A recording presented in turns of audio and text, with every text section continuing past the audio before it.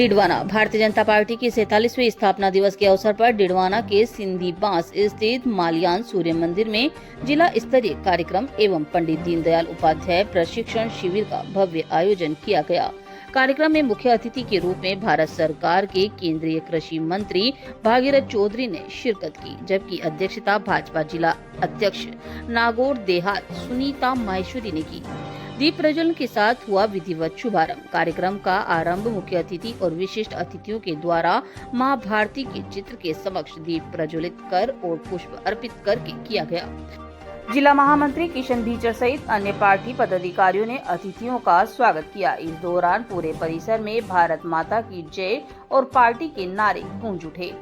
संगठन की परंपरा के अनुसार मंच पर मौजूद अतिथियों का माला एवं साफा पहनाकर गर्मजोशी से स्वागत किया गया। कार्यकर्ताओं ने केंद्रीय मंत्री भागीरथ चौधरी को प्रभु श्री राम की फोटो फ्रेम और भारत माता का प्रतीक चिन्ह अशोक स्तंभ भेंट कर उनका अभिनंदन किया। साथ ही उपस्थित सभी पदाधिकारियों को पार्टी का दुपट्टा पहनाकर उनका स्वागत किया गया।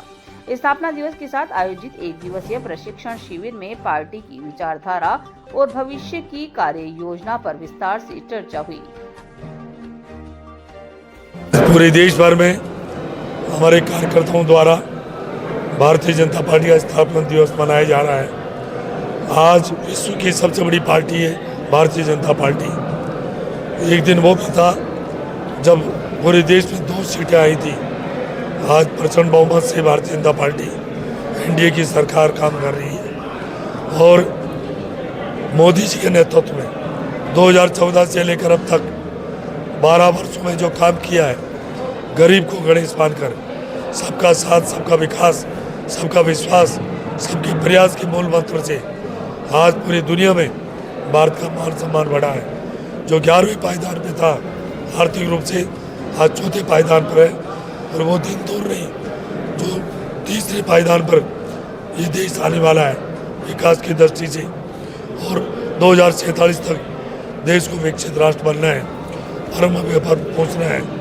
ये भारतीय जनता पार्टी क्योंकि ये कार्यकर्ताओं की पार्टी है, इसलिए आज पूरे देश भर में स्थापना दिवस मनाया जा रहा है। सर, गल्फ वॉर के कारण निर्यात प्रभावित हो रहा है और कई बीमा कंपनियां भी इस पर काम नहीं कर रही हैं।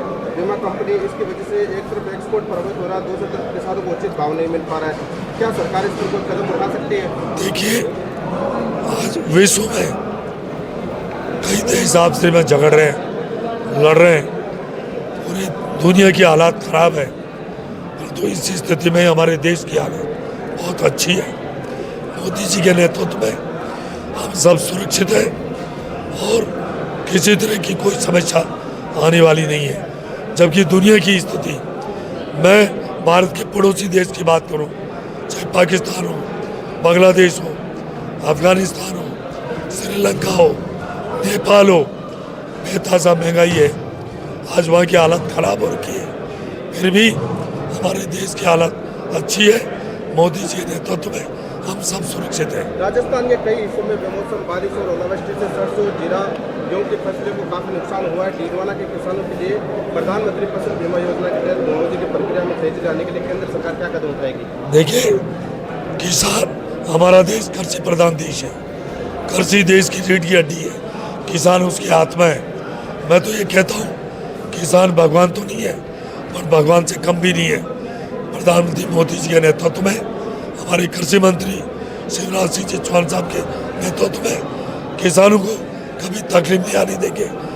जो भी जहाँ खराबी भी है, उस खराबी की रिपोर्ट चाहते ही उनको मुआवजा मिलेगा, कभी कोई कमी नहीं आने देंगे। आगामी खरीफ सीजन 2026-27 को देखते हुए राज्य में यूरिया और डीएपी की किल्लत की खबरें आ रही है। डिडवाना और नागौर बेल्ट के किसानों को समय पर और मानक गुणवत्ता वाले खाद मिले, इसके लिए मंत्रालय की ओर से क्या योजना है?